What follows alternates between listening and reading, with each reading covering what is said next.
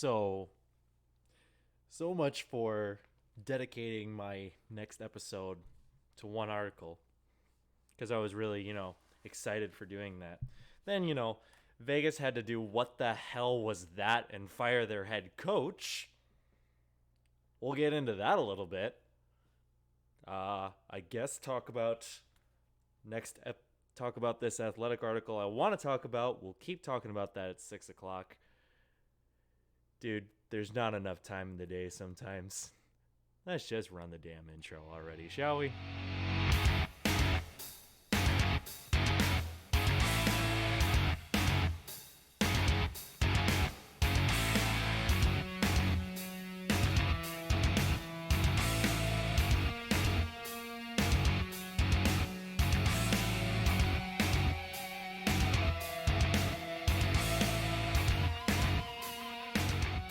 Everybody, and welcome once again. Next episode of the Blues Rants podcast is live. I am again your host, Philip Miller. You can find us on Facebook, you can find us on YouTube, you can find us on Twitter, Periscope, whichever it is. Still not entirely sure. But we got a lot to talk about today. Obviously, big headline for today. Head coach Gerard Gallant dismissed as head coach of the Vegas Golden Knights, along with assistant coach Mike Kelly. Announcement from Kelly McCrimmon. We'll play that in a little bit. We'll talk about the 4-1 win over the Ducks. We'll talk about tonight's game against Philadelphia. And we'll have a little bit of a deep dive into that athletic article I talked about yesterday. I left a little post on Facebook for all of our users over there. So let's just jump right into it, I guess, starting with the Vegas Golden Knights. This is pretty much my reaction then, and it's my reaction now. Absolutely flabbergasted. Head coach Gerard Gallant fired by the Vegas Golden Knights. Vegas Golden Knights so far 24-19-6 on the season. I'm not sure whether to be angry or just plain confused. So, just for the context, the Vegas Golden Knights have lost their last 4 straight games. The most recent being a 2-4 loss to Buffalo. Gerard Gallant, obviously the only head coach so far of the Vegas Golden Knights since their inception back 2 years ago. They went all the way to the Stanley Cup final in their first year on a completely miraculous run. They've been right there with it for the season. They've landed notable players like Jonathan Marchessault, Mark Stone, Marc-Andre Fleury, Riley Smith, Alex Tuch. Their first draft pick ever was Cody Glass. He's had a lot of promise in the first round draft of last year. But if you're I'll play the audio here from Kelly McCrimmon here shortly. But I say that I'm angry because the audacity, to quote John Mulaney, the audacity to fire head coach Gerard Gallant. You are 3 points out of first place in the Pacific Division. Now, of course, the Pacific Division is completely topsy-turvy right now. They are currently sitting in 5th place, tied for the last wildcard spot, which currently Winnipeg is holding right now. So they are out of the playoffs, but they are 3 points out of first place. You go from not a wildcard spot to first place in the Pacific Division with just a win and an overtime loss. 3 points. That's all you got.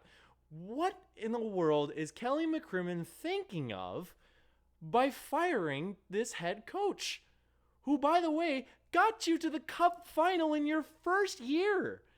I mean, are these guys the Montreal actual Canadiens? Do you expect that much success? I understand this is a franchise that has dropped $500 million into its organization, but this is getting on the verge of ridiculous. This is now the 7th head coach we've overturned in the league. And the moment I heard that Gerard Gallant was fired, my immediate thought was, okay, what did he do? Because we've had coaches in this league that were fired not for just because the team is not performing or they're underperforming. We've had the incident with Bill Peters. We had the story break out with Mike Babcock, which started the snowball, although Mike Babcock was fired because the team wasn't performing well with the Maple Leafs. Who's the other coach? We've had Mark Crawford with the Chicago Blackhawks. He's now suspended. This completely still baffles me, which, by the way, how Vegas of them to fire him now, which, by the way, Gerard Gallant he was named head coach of the Pacific All-Star team. That's got to be fun for him, right? Oh boy, that's got to be awkward. And then even more awkward, you go over to the other side and you go get Pete DeBoer.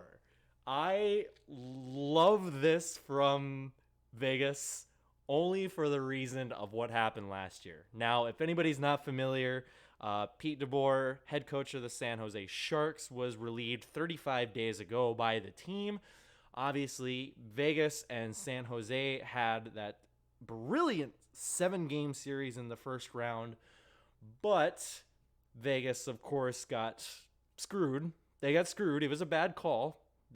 We've all established that. The NHL has established that it was a bad call, and they give up the 4 goals on one major penalty, and all of a sudden they're out of the playoffs after giving up the overtime winner in Game 7. So then, the head coach of the team that ousted you is now going to be the head coach of your franchise. How Vegas is that? I mean, seriously, like there's nothing typical about this team. It's surprise after surprise after hit after what on earth move. And I got Vegas fans that are saying like this was a long time coming.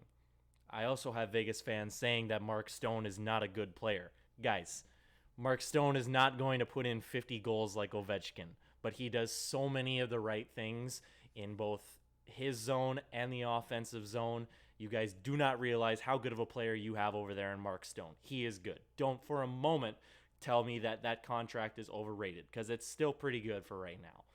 But I still can't wrap my head around why you're firing Gallant. This is a good coach. And how long do we want to put a timer on how long it is before Gallant has a new job? Is he going over to Detroit? He's got ties there with Yzerman, GM of Detroit Red Wings now. Is he filling in a vacancy for Dallas? You know, that Rick Bowness is doing well, but the interim tag is still interim. And before I finally get to playing the audio of this, which I wanted to about 10 minutes ago, the last takeaway I want to say from all of this, and I heard this on a couple of radio shows, and I'm glad they mentioned it back then because they're completely right. Craig Berube comes in, and he wins the Stanley Cup for St. Louis. We're all happy. It's fantastic. He came in under Mike Yeo. We'll talk about Mike Yeo a little later.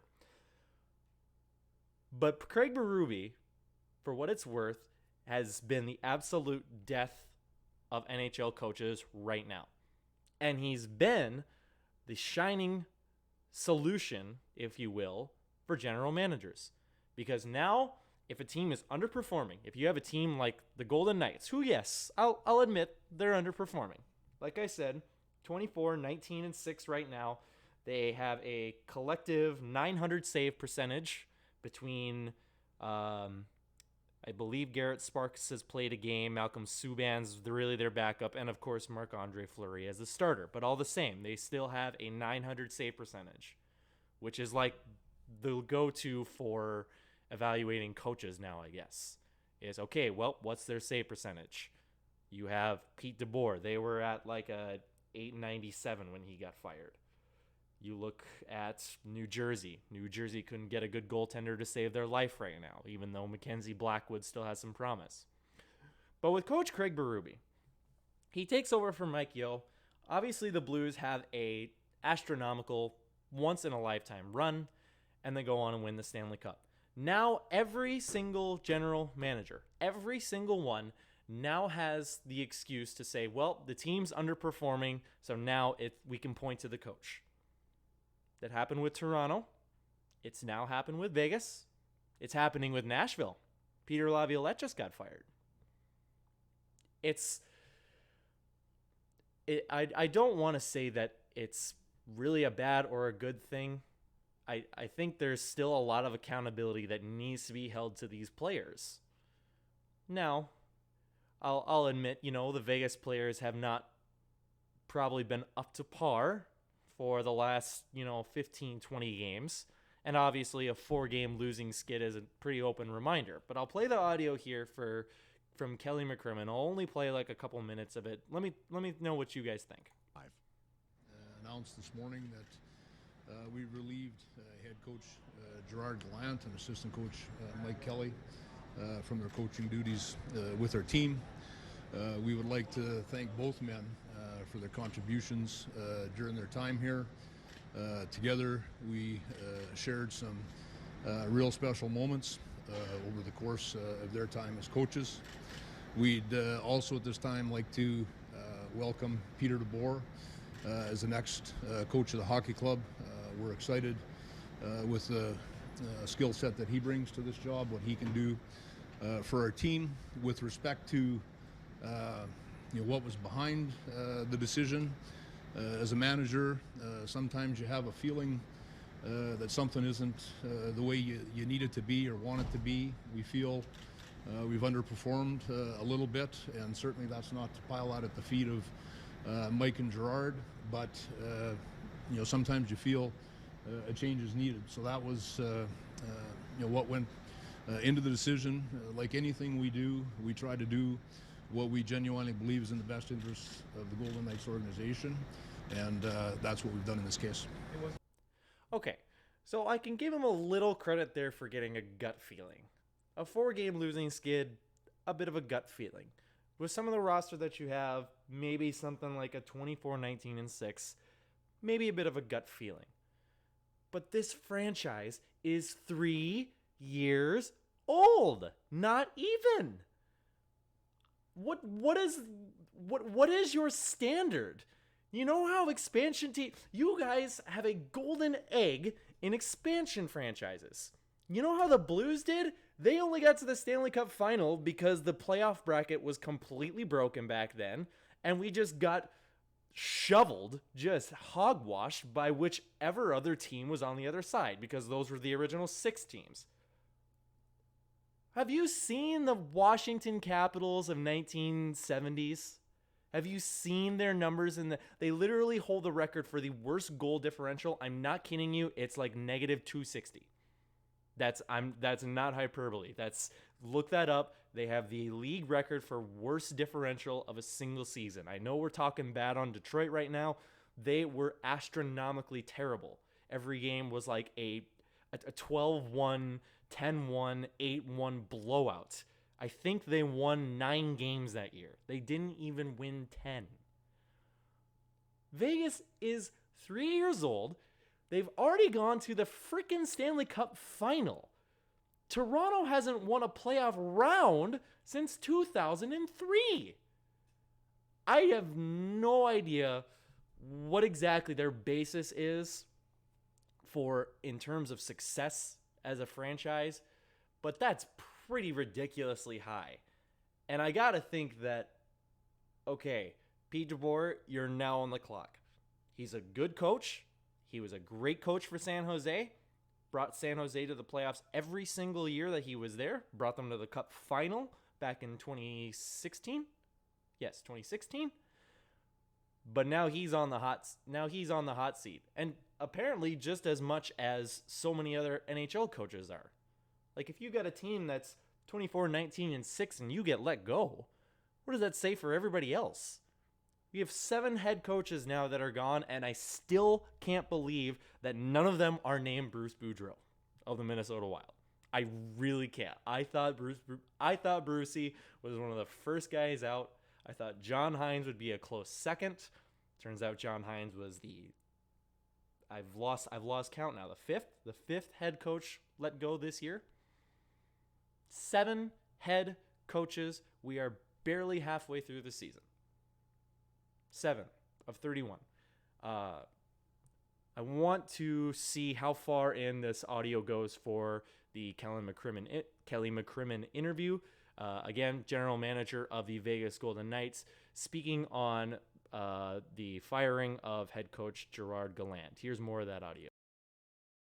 That long ago, you had won 4 in a row. So how long had you contemplated making this? You know, it wasn't a specific block of games or a specific game. It's hard to put into words, I guess, unless you've done these jobs. But it's more just just the feeling that you have that a change might be needed.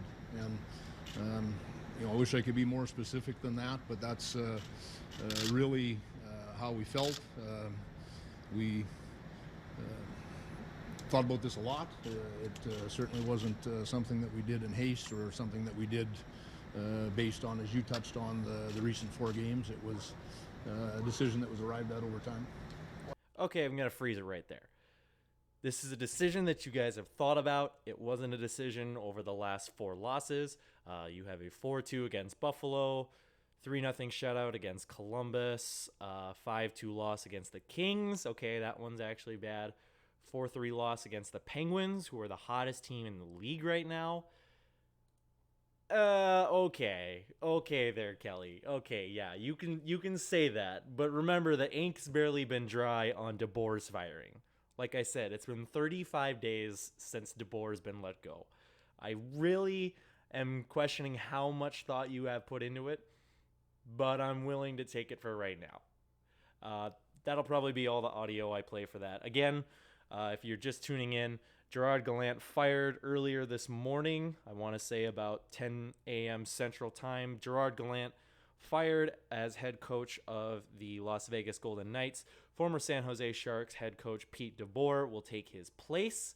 They are on the road right now. I believe they play tomorrow. I can't remember where. I think New Jersey. No, Ottawa. Excuse me, Ottawa. I was mistaking my bad teams that have red and white as their colors. We'll move on, though. Start actually talking Blues hockey for a little bit. I'm sure I'm boring you all to death. 4-1 win over the Ducks. The Blues, in my mind, weren't great. I didn't see a lot of cohesion on the ice. That being said, they win 4-1 against a team that is just that bad. Anaheim Ducks, again, still in the slog of their rebuild. John Gibson, credit to him for trying everything he could in that game. He's a very, very good goaltender, but he's had career lows of just about everything this season in terms of goals against average, in terms of save percentage, wins and losses, whatever you want to call them. Some takeaways that I got from the game. Nico Mikkola. I'm really liking the play by this kid. 16 minutes and 32 seconds of ice time. He's averaging just around 15 now. He had 3 shots on net, 2 hits. And I want to kind of note the defense of the entire St. Louis Blues that win against Anaheim. Pretty much, I mean, if you look, everybody was pinching. Everybody was getting down low. I mean, Jay Bouwmeester was like in the slot for actually good chance that he almost scored on. It was pretty ridiculous how they just had pretty much no offense going. The Blues pretty much dominated play for the entire time. There was that good snapshot by Comtois that made it 1-1 in the first period. Allen was just completely triple screened, double screened, whatever you want to call it. Not much you can really do about that one. But all around, just a solid victory. I want to say Jake Allen was probably my player of the game. I'd like to give it to Mikkola. I'd like to probably give it to one of the defensemen. But I think I got to give it to Allen. Allen was, though not challenged much, he performed admirably in net, making, I want to say, 21 saves. I also want to give it to him because he is now second all-time in shutouts, second all-time in wins, and second all-time in games played, passing Curtis Joseph 2 nights ago, in Blues history. Second all-time in games played, second all-time in shutouts, second all-time in wins. Y'all haters can hate on Jake Allen as much as you want, but he's still setting some pretty incredible records for number 34 there. So that'll be it for the 4-1 win. Again, nothing too exciting. We had that power play goal off a great sequence that Jaden Schwartz definitely got away with a hold, but gonna let it slide, I suppose. Got a little chippy there. Nothing too major. I keep noticing the more I watch the Blues play these other teams, especially these teams that are in the slog of a rebuild, if you will, they just get more and more physical. I mean, you look at the game against New York, like, when have the Blues and the Blue Shirts ever been a rivalry? Ever. And then all of a sudden we've got Vince Dunn and Jacob Trouba throwing the gloves at the very, very end of the game. Literally the whistle blown and they throw down the gloves. We got Robert Bortuzzo waving the team bye-bye as everybody's still standing on the ice waiting for them to leave. This is our ice, damn it. I love to see that. But the Blues' sense of physicality, their puck movement, the way they frustrate you in the offensive zone, it's working and it's pissing other teams off, which the way that they're playing right now, they're first in the conference by a country mile right now. I believe a 9-point gap over anybody else. They're playing the way that you want them to play, especially in this day and age, despite the fact that they're not all that keen on goal scoring. I want to say they're 7th or 6th in goals for, which has been going up, as well as the power play, thanks to that Mark Crawford. Can we talk about that Mark Crawford hiring? What a great move that was by the organization. But we will tee up tonight versus Philly before I get into the article. Obviously, head coach Mike Yeo is in the building for the first time since he was relieved of his coaching duties last November. Well, I should say 2 Novembers ago now that we're in 2020. Carter Hart getting injured during yesterday's practice. Likely that'll open the door for Brian Elliott. I understand their emergency goaltender, Alex Lyon, I want to say his name was. He got called up. He made the flight to St. Louis today.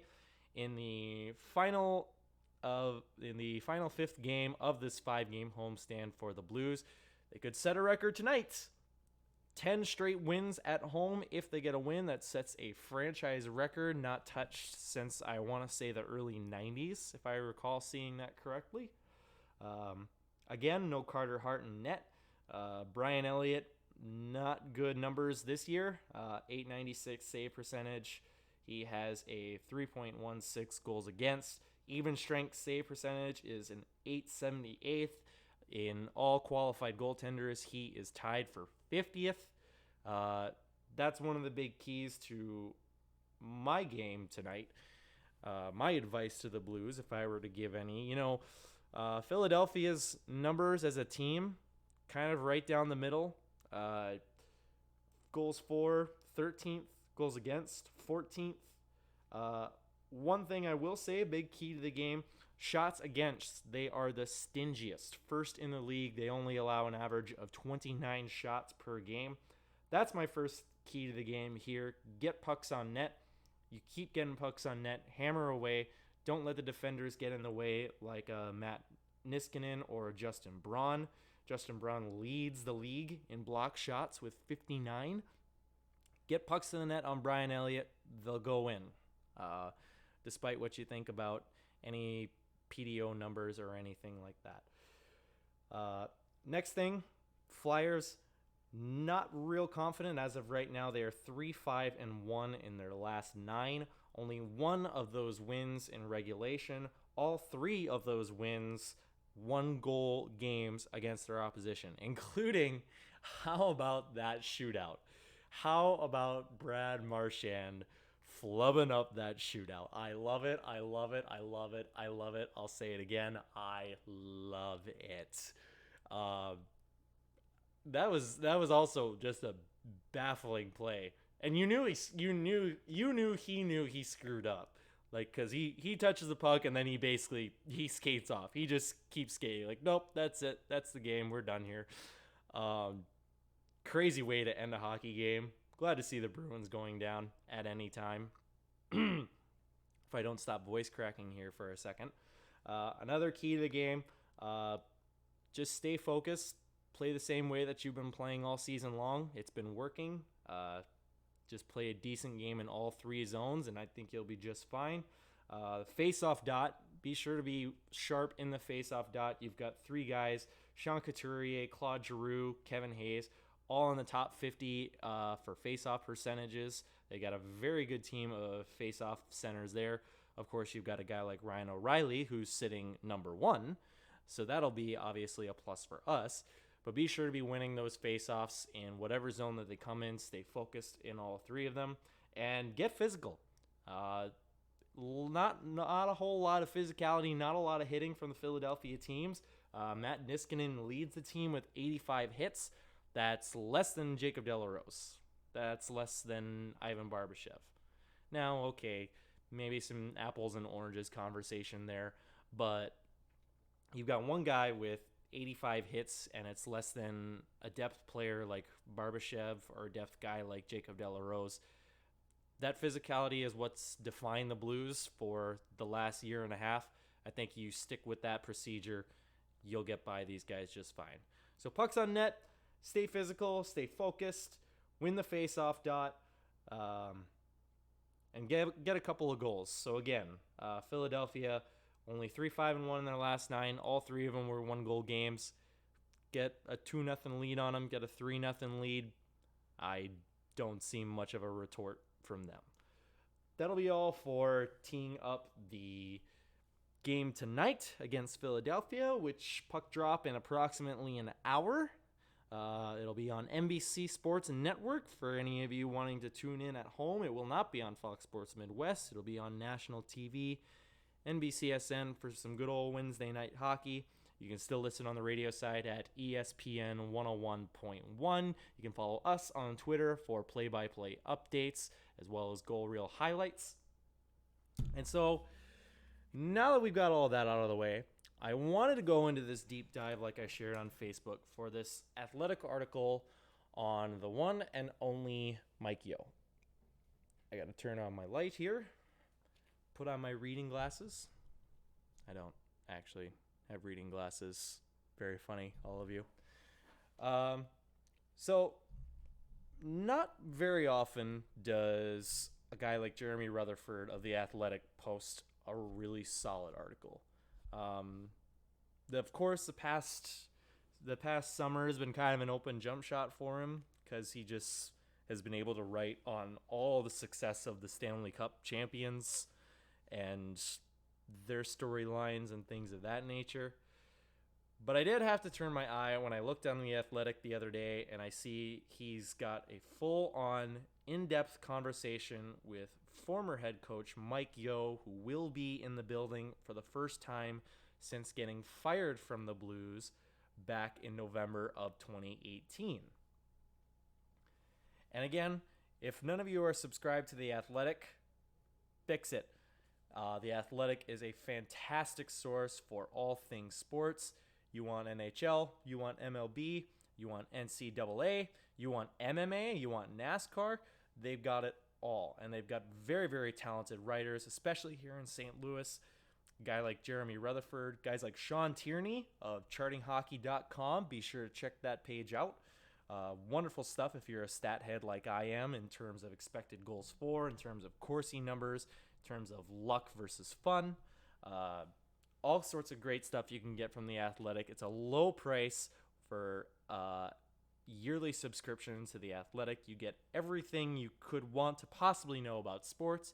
You get podcasts like the We Went Blues podcasts with Barrett Jackman and Jeremy Rutherford. That's another great one, another great incentive to subscribe to The Athletic today. So we'll get into the Athletic article that I have in front of me on Mike Yeo here.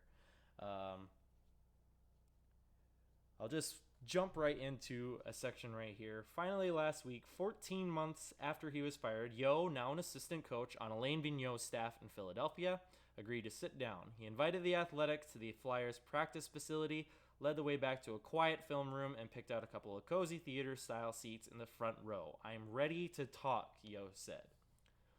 Regrets, accountability, personality differences in the locker room, watching the Blues win the Stanley Cup, where he was when they celebrated on the ice in Boston, whether he received a ring, how he looks at his time in St. Louis, what he thinks about returning to town for the first time with the Flyers tonight. A really solid in-depth article. I've read it through a few times here.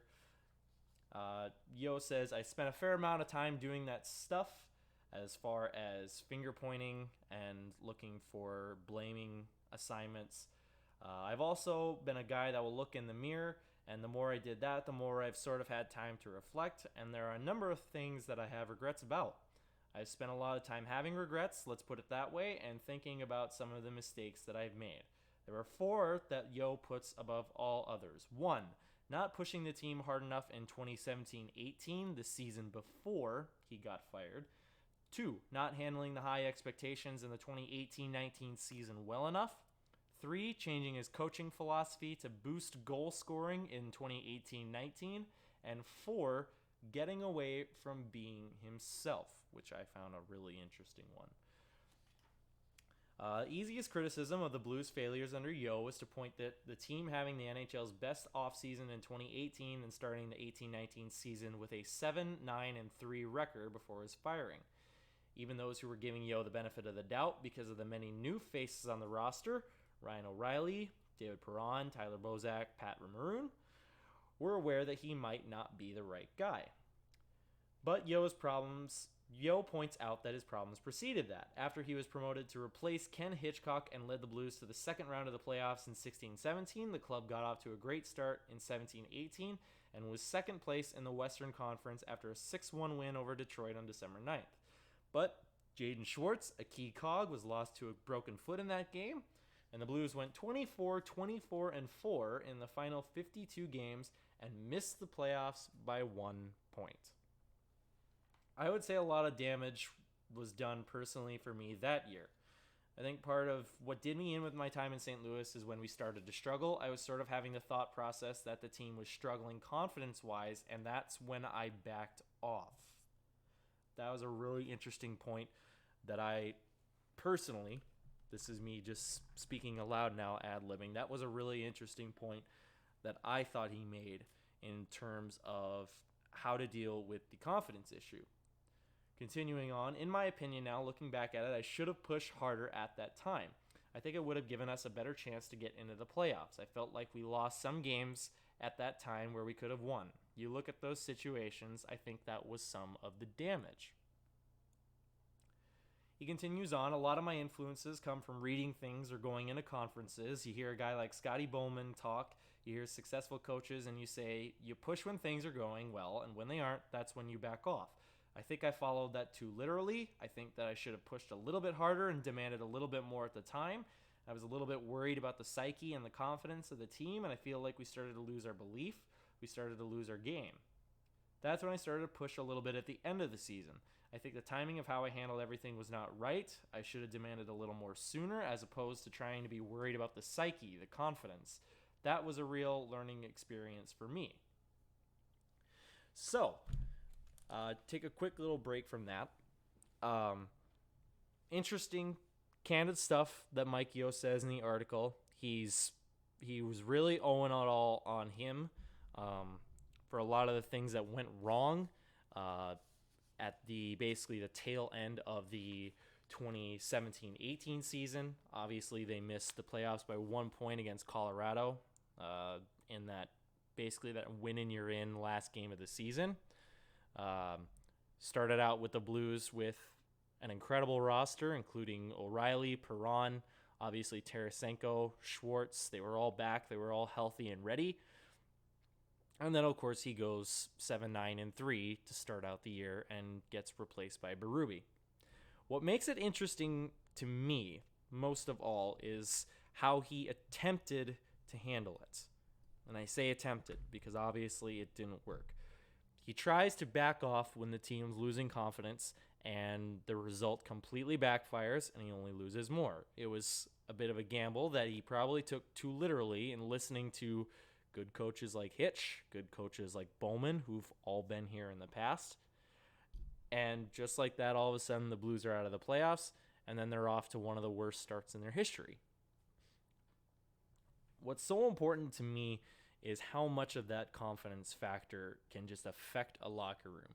You look at the Toronto Maple Leafs right now.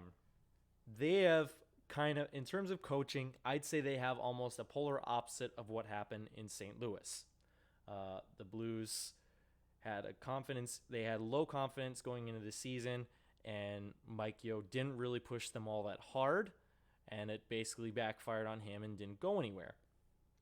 Now, you go to a place like Toronto, you have them get riddled with injuries towards the end of the 18-19 season. Mike Babcock, we all know, is a real character in the league. He's got a very straightforward, no holds barred, no nonsense type of coaching. He's not going to take any of your bull bleep, and he's going to push you to just be a better player. Now, he doesn't do it quite like Craig Berube. He's not always a supportive type, and that's what happened at the beginning of this season. Obviously, the Toronto Maple Leafs were off to one of the worst starts in recent memory for them, despite having such weapons like Tavares, Marner, Matthews, William Nylander, Freddie Anderson, and all of a sudden now everybody's pointing the finger on Babcock. Now, of course, Babcock gets fired. Sheldon Keefe comes in, and just like that, the Toronto Maple Leafs are on a 9-0-1 run. I believe now they're 10-1-1, 10-2-1 perhaps, and all of a sudden they're back in the playoffs race again. It's all about the confidence issue in Toronto and how Sheldon Keefe is now just trying to make hockey fun for this group of kids again. Sometimes you got to remember, a lot of these guys are just kids. They're younger than me. They might be younger than some of the listeners on here. So continuing on, it's a similar issue with Yeo, where instead of pushing the team to work harder, he lets off the gas, and now all of a sudden they're just not trying. So he continues on and says, not saying I'm the best coach ever, but that's one thing I would say with confidence. The team I've coached have been hard to play against, and they play well defensively. We weren't that to start the year, the 2018-19 season, and I feel like a lot of that was I got away from my usual plan in training camp. The last thing, the biggest regret I have more than anything would be I don't feel I was truly myself. I feel like the person I am on a day-to-day basis, I got away from that. That's the biggest regret I have. He goes on to talk about his episode with the Minnesota Wild. I think some of you might be familiar with that one. Trying to pull it out for YouTube on you guys right now. Let's see, here it is.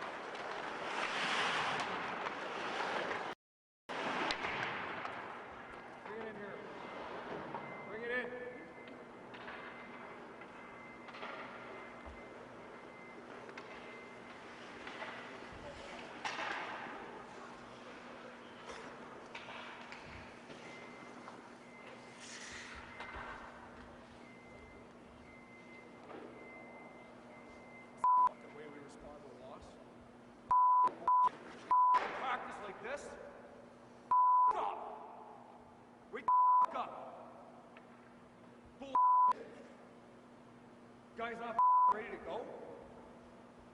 What, you think we don't need practice? We can hang our heads, but we're not where we're supposed to be. That's a loser's attitude. Hang your head and make excuses. It's a loser's attitude. You point fingers. Where do you dig it and work? So a lot of bleeps in there. But obviously that's probably one of his, unfortunately, one of his highlights of his tenure with the Minnesota Wild was that expletive-filled rant during a practice. And he talks about that in the article too, and he says, well, that was different. That was planned. Not to say that it was rehearsed, but it was premeditated. I would say I didn't handle those situations as well in St. Louis. Your team is always looking at you as far as how you handle situations, and I don't think I handled the situations well. I have no excuse for it. Of course, he was on the second year of a 3-year contract with St. Louis. Job security was really starting to come into a question. Yeah, I would say that I knew if we didn't get off to a good start, that the pressure would be on me, that's for sure, he said. You could tell where there was frustration and disappointment with where we were at. You have to be pretty blind to not feel some of that stuff. There was definitely always a few things that kind of gave me the sense that we needed to win. Army, Doug Armstrong, was very good, very open and honest. So, of course, the rest is history beyond that. They lose to the Kings in pretty miserable fashion. That night, he is relieved of head coaching duties, and Craig Berube is named as the interim head coach. And that was about the end of that. And then, of course, the rest is history. The Blues go on their run. It keeps going on. He continues to talk about all the decisions leading up to that, and as well as sort of the fallout of watching the Blues move on. I'll look for another good patch here to read to you guys here in a moment. But Mike Yeo, he's nothing if not honest. And, you know, I was on the bandwagon, too, that I never liked him to begin with. You know, I seen the way that he coached in Minnesota for all those years. And now those were the most successful years for Minnesota Wild in that decade. But he also had a team like Zach Parise in his prime, Ryan Suter in his prime. He found Devin Dubnyk just seemingly under a rock. You had Matt Dumba, who was still playing hard. You had guys like Charlie Coyle, who was a beast in the playoffs. He had a lot of tools in front of him to work with. And truth be told, look at the results from that. Now, of course, he defeated our team back in 2015, the team that was supposed to go all the way to the Stanley Cup, and then we lose in the first round. But Mike Yeo never really got my attention as a head coach. Never did anything too out of the ordinary. He was a calm, even-keeled guy on the bench, just like Ken Hitchcock usually was. And towards the latter part of Ken Hitchcock's career with the Blues, I kind of thought the same thing. He couldn't get a fire under this team's ass. And as we're finding out in this article, now it turns out he was not wanting to do that. He said himself he wasn't really good at the whole, rehearsing for these little tirades like the one that he threw out in Minnesota. And he never really did that in St. Louis. And when the team was struggling, he did the opposite thing and he backed off. Now, of course, a little hard to fault him for that. He took the gamble and lost. But it's definitely a new perspective offered to me on Mike Yeo, because for a while there I just thought, oh, he's lost the room. He just doesn't have it. The Blues are clearly just not listening to him anymore. Again, like he said, he's taken pride in the fact that his teams that he's coached under are usually stingy on the defensive side. They're a very tough team to play against defensively. And when they weren't doing that at the beginning of the 18-19 season, there was really not much more of a reason to keep him around. So he continues on talking about, obviously he was a bit vacant. His occupancy within the NHL was in free fall once he got fired from the Blues. Jeremy Rutherford continues on to ask him how much he started tuning into games around the league after the Blues started winning. I would say I watched a lot of 30 teams. You notice I didn't say 31, he said. Not the Blues. Not a whole lot, no, said Yeo, who donated most of his team-issued gear to the Salvation Army. Do coaches do that? Is there a bunch of I don't know, like Maple Leafs gear just sitting in a Salvation Army that used to be Mike Babcock's? Do coaches do that? I guess that was a little interesting tidbit I found there. And I was just like, wow, imagine if you just walk into a Goodwill and you got like his stick, you've got like his gloves, you got the hat or something like that, all just like sitting in like a nice little gear bag tucked away in the corner somewhere. How crazy of a fine would that be if you just pick up all of that for like $20 and you're like, oh, this was Mike Yost. This was kind of a bad coach for the St. Louis Blues at one point or another. I found that really funny. I had to kind of read that again. But continuing on, I've got a lot of respect for everybody there in St. Louis. The fans are awesome. The organization is awesome. The staff is awesome. That said, watching them just kind of made you regret things more, so I spent time watching other teams. Similar to, I believe, what Patrick Berglund said, and I wrote that article on Patrick Berglund taking a lot of heat for that. Just as a quick little side note, I was not saying that I wanted Patrick Berglund on the team over Ryan O'Reilly. It was just that Patrick Berglund just had such a deep-seated involvement with the franchise. I mean, the man, I believe, was 7th all-time in games played. I think he still is, 7th or 8th. It was just tough to watch him go, attitude problems being put aside, which there definitely were. Just wanted to try and clarify that for any listeners out there. But moving on, Yo would stumble on a game involving his former club. When they started to win a little bit more, I wanted to see the changes, he said. I haven't seen a lot of the changes in their game, to be honest with you. I've seen a couple of little things different, but a lot of the things system-wise looked the same. And that, again, drives back to the confidence issue.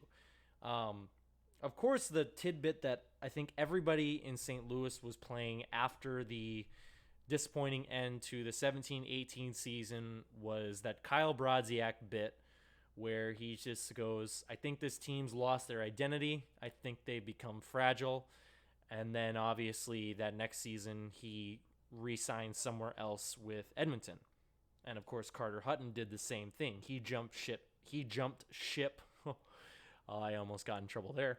He jumped ship over to the Buffalo Sabres, basically quoting the same reasons here, that he didn't think the Blues had anything going for them. He should be so lucky. But again, it's so incredible how the confidence of a group, how the cohesion of these 18 to 25 guys can have such a huge impact when going into the season. And it's paid dividends even now. I mean, what team doesn't want to play for the Stanley Cup champions? Seriously, what player doesn't want to play for the Stanley Cup champion Blues? And now you've got call-ups from the AHL. And again, the San Antonio Rampage have not been impressive this season, but they're still doing everything right. You've got guys like Nathan Walker, the Aussie. Like, whoever thought an Aussie would actually score a goal with a Stanley Cup champion Blues and actually look pretty good doing it? Who would have thought an Aussie would win the Stanley Cup, by the way? I think his name's on the cup in Washington. I'd have to check that. I never got to see the Stanley Cup. I have many regrets in my life, but that one is definitely up there. But you have call-ups like Nathan Walker, Nico Mikkola, who's shown promise. You've got guys like Austin Pagansky, former captain over at UND. You've got Jordan Kyrou, obviously. We've been hyping him up for the last few years. But you've got all these guys that have just slotted right into the role that they are meant to play because Craig Berube has instilled the confidence in this team, and he knows exactly what these guys need. It's a huge factor. And, you know, Berube has his history with Yo as well, being the assistant coach for him during his tenure. So was that something that he just happened to notice? Was that something Berube noticed and maybe couldn't bring up because he was an assistant? Was that maybe something Steve Ott noticed? You know, Steve Ott played with a lot of the players still on this roster. Is that something that he pointed out? Is that something that he's noted being the assistant coach now? A lot of interesting stuff, you know, a lot of interesting narratives there to look further into. But again, it's so important to have that confidence as a team and as a franchise. It's why Carolina was able to go from being one of the bottom tier teams in the league for several years And then all of a sudden they go to the conference final last year. And I don't think they're stopping. They just got Justin Williams back. I think Carolina is going to be a serious threat again, even though they're still on the wild card race over there in the Eastern Conference. So like I just mentioned, Berube was able to command respect within the locker room, which can go hand in hand with success, but then it becomes a chicken or egg question. For sure they go hand in hand, but I don't want to take any credit away, Yo said. When you go out and you play hard and you do the right things and you lose a hockey game, it's hard to tell the guys, hey, just keep it up. But they did a great job as a coaching staff, and I think that's what you have to try and navigate when you're going through those times, is when you can push, when you can demand, when you may have to back off. You have to have a vision of where you want to get to, and as a coach, you have to be relentless in getting there. This is why I'm going to throw it back to Vegas again because I'm still hot about it. This is why the firing of Coach Gallant still baffles me. And I'm going to read off a couple of stats for you. I know I'm going to bore some people to sleep, so I'll just give you the place in the league. I won't give you percentages. I'll just give you the place in the league for the Vegas Golden Knights. Corsi, also known as basically puck possession, for the Golden Knights this year, second. Fenwick, a different version of Corsi, third, 53.65. I said I wouldn't give you a percentage. I lied. Shots for in the league, third. Expected goals for in the league, second. Scoring chances for in the league, second. Now their PDO, which if you don't know what PDO is, the best way I can summate it is luck. Pretty much luck. PDO, 28th.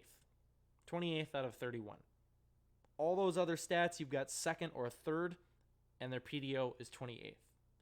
So when he says something like, when you go out and you play hard, I just dropped something there.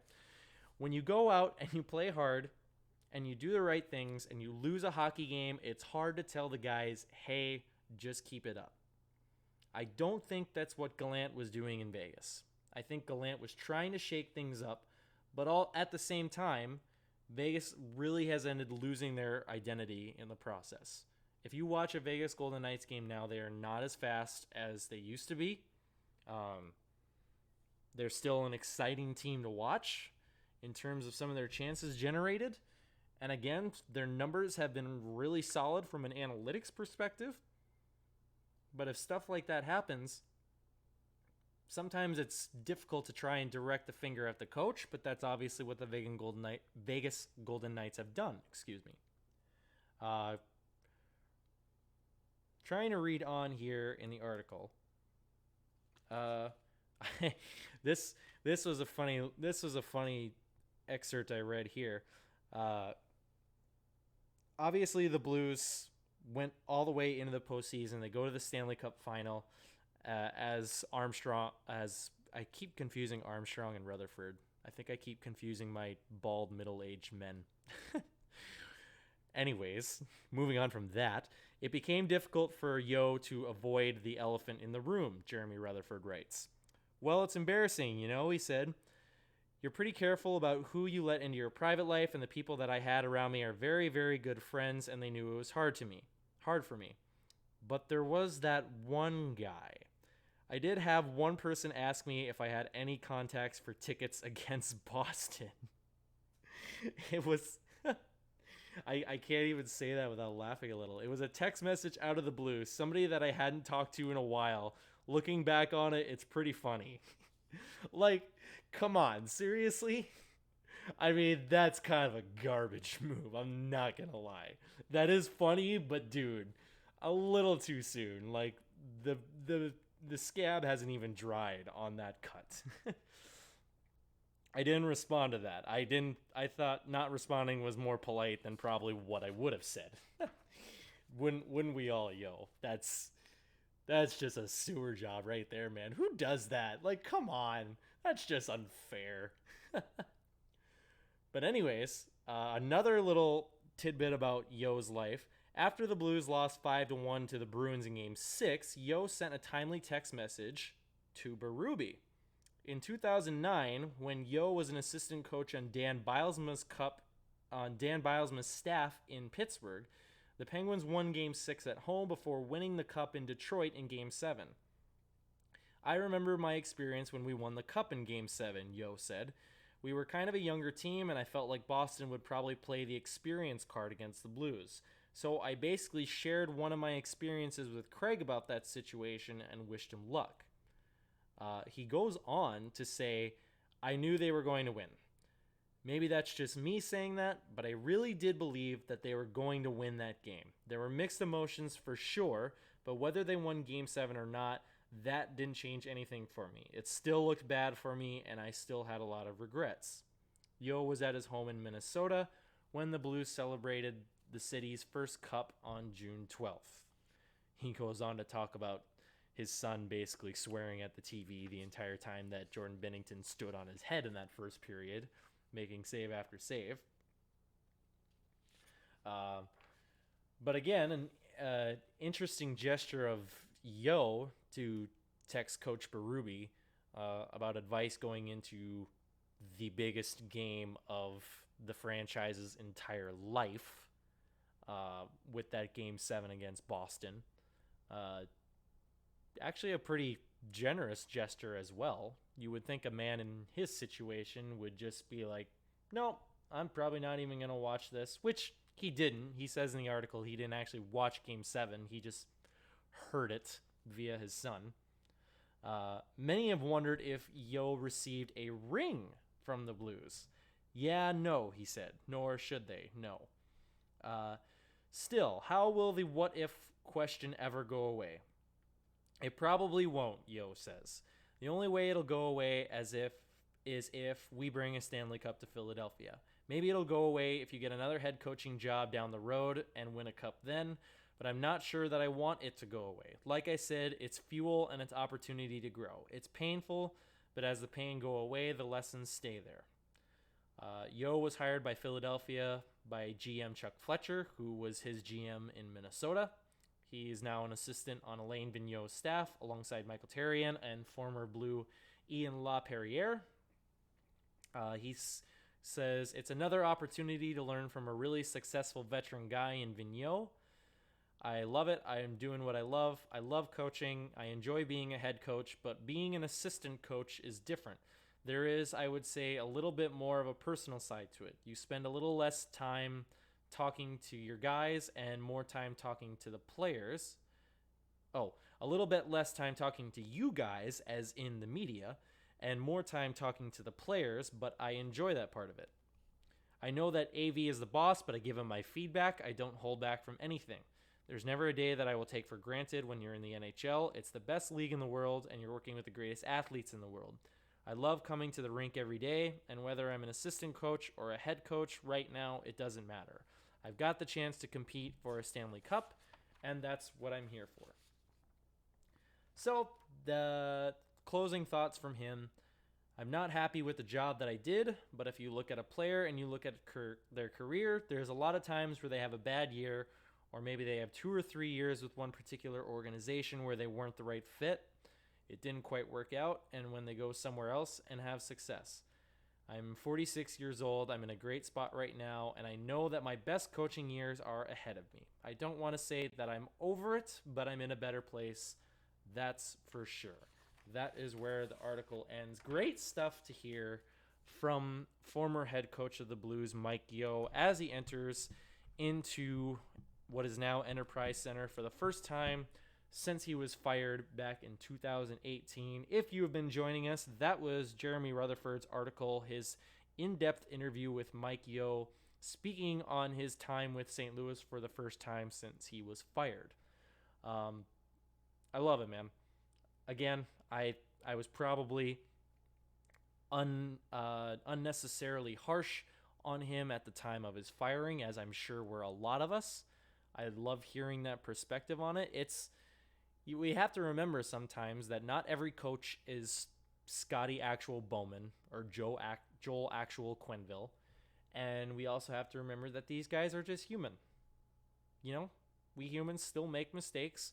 And I like what he said about sometimes it's not always the right fit. David Perron is probably the prime example of that.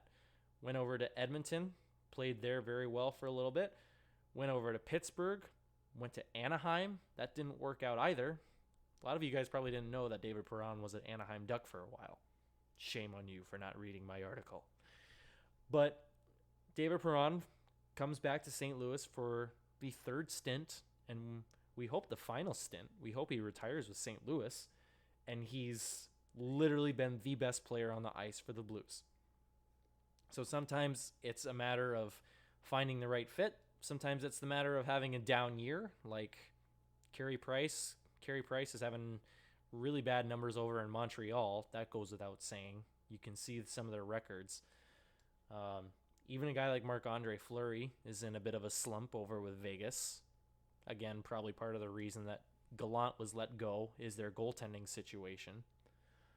But for a guy like Mike Yeo, now finally getting his other side to the story, and similarly getting a other side of the story to Patrick Berglund, brings a lot of closure and makes me think again about all my instant evaluations of every player or every coach or every administrator that's ever come into the St. Louis organization. He's gotten what sounds like a new lease on life in Philadelphia. He's hungry again to bring a cup with them. They're starting to come around in terms of their rebuild. They've got a lot of young players. Obviously, Carter Hart has been lights out for them so far. They've finally got a decent goaltender. They've got younger guys like Ivan Provorov. So it's really actually quite nice to see, and I'm glad that he's actually getting his input and being made known as the associate coach over there alongside Alain Vigneault, who is, again, a very good NHL coach. But I felt like I needed to share that because I'm sure a lot of people that listen to this are not subscribed to The Athletic. Change that right now about your life. Go subscribe to The Athletic. Everything you could possibly want about sports and more. They've got podcasts for you all that are listening right now. Great stuff there in that article by Jeremy Rutherford. I really enjoyed reading through all of that. And of course, I wish nothing but the best for Mike Yeo and his future in Philadelphia and within the NHL and just within hockey in general. All right, it is 6:39. If I know how NBCSN works, you'll probably see puck drop in an hour. Expected puck drop is at 7 o'clock tonight against the Philadelphia Flyers. It'll be on NBCSN. Radio side still on ESPN 101 with Joe Vitale and Chris Kerber. Once again, be sure to follow us on bluesrants.com. We are on Facebook. We are on Twitter. We are now on YouTube. We are even on Instagram. We've got all the socials in the world. You have no excuse not to be following us now. But that's going to be it from me.